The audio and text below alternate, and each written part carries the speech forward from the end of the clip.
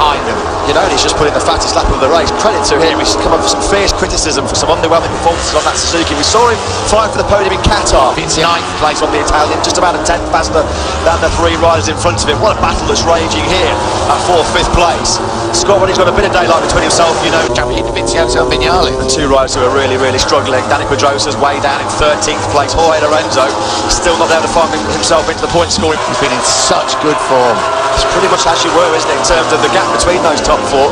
Concertina up, the effect of the brakes going into the timber chicane. Then Redding tries to break away from the chasing pack led by Iannone from Davizioso. Bautista, Vignales and Crutch. So this is really impressive by Scott Redding. Yeah, he certainly has. He would want to be.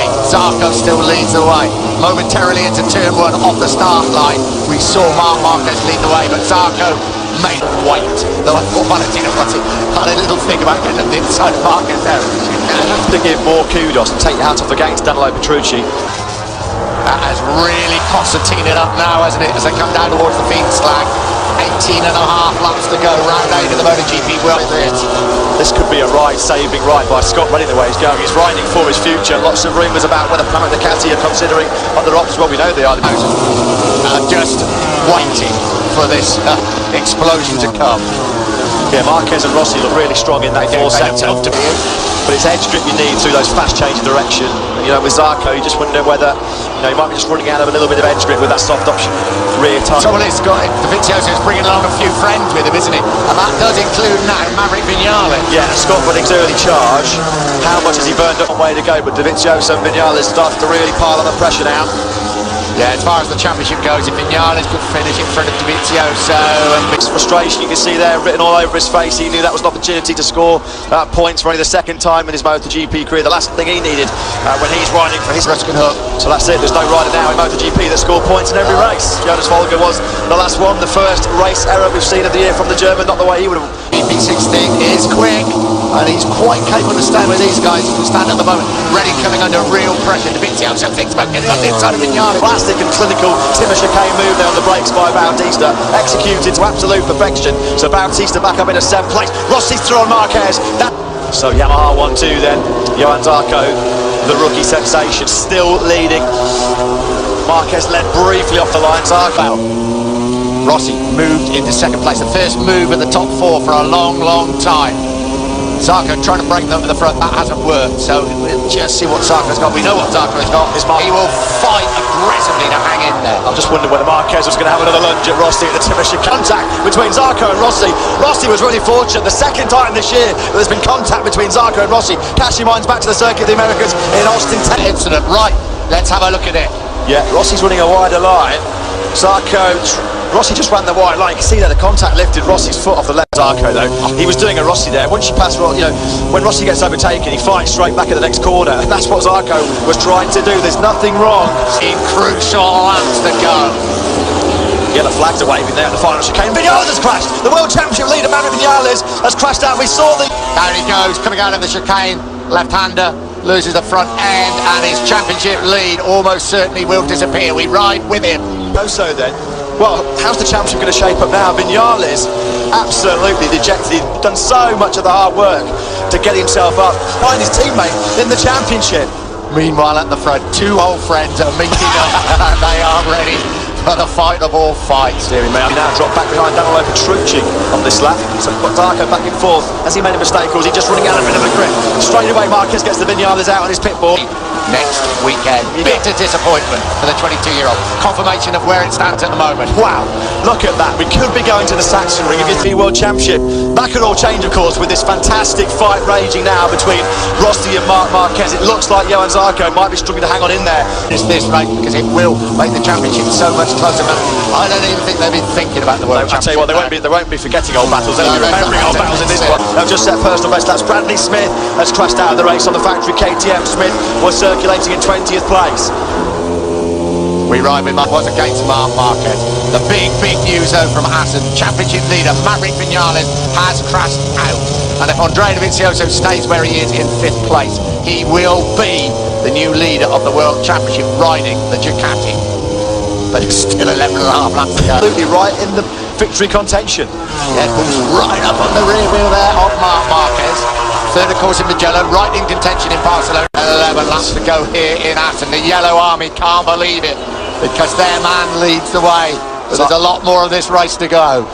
He's going for it. That's Ruben, turn number 5, Petrucci. I was just about to say he's lining up a move on Marquez, and he does it at the very next corner. Petrucci up into second place. Get tyre on.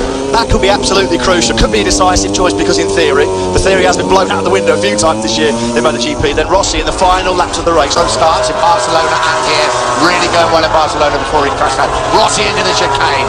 What a famous victory this would be for the 38-year-old. He's got 10 laps to go. Dovizioso, there might be more crucial World Championship points at stake for the Italian. Has he got time to hunt down this man Zarco? Here is Rossi, looking pretty confident, looking pretty comfortable.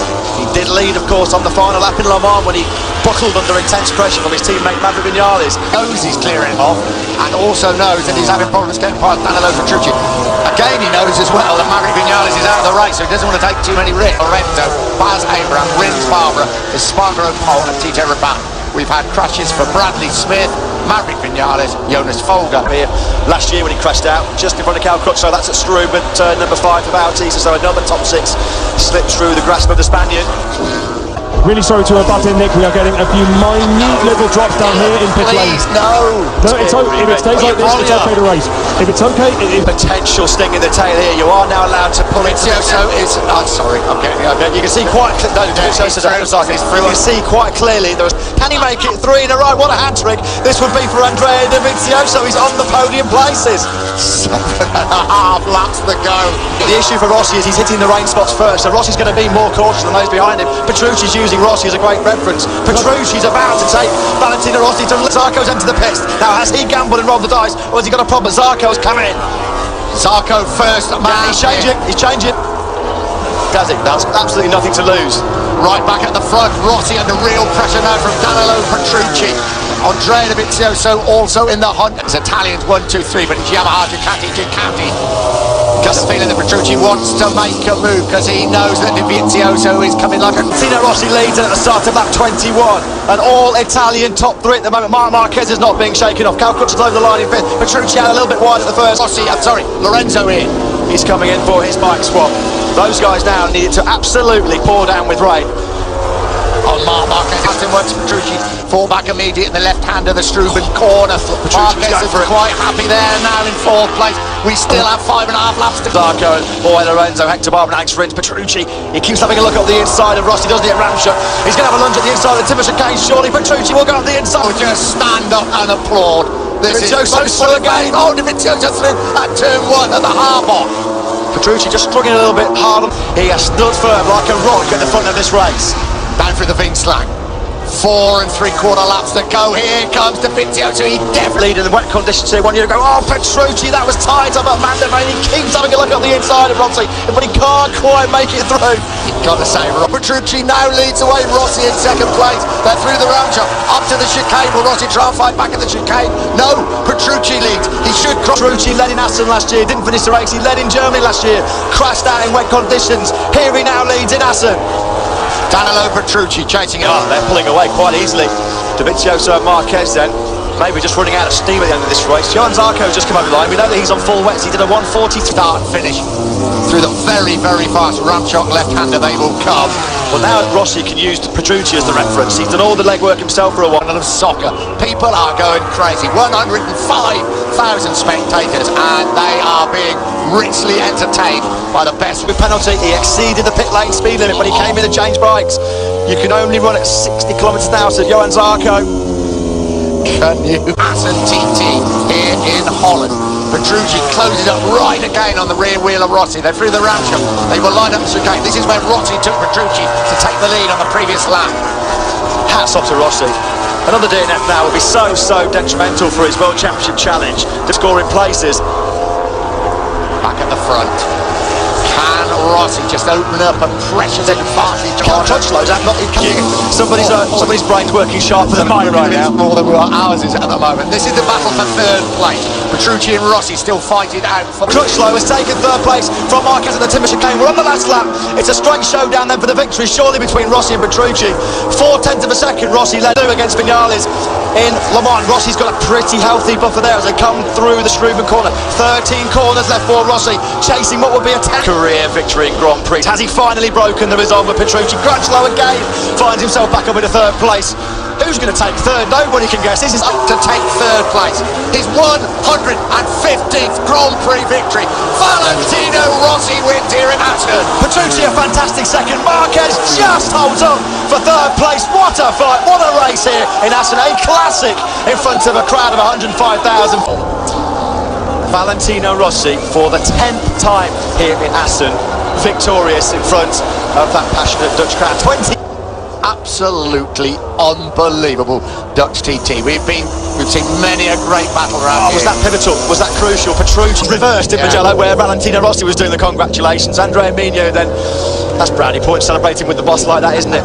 Look at that, the longest winning career. He was former 250cc world champion and also a great 500cc Grand Prix rider.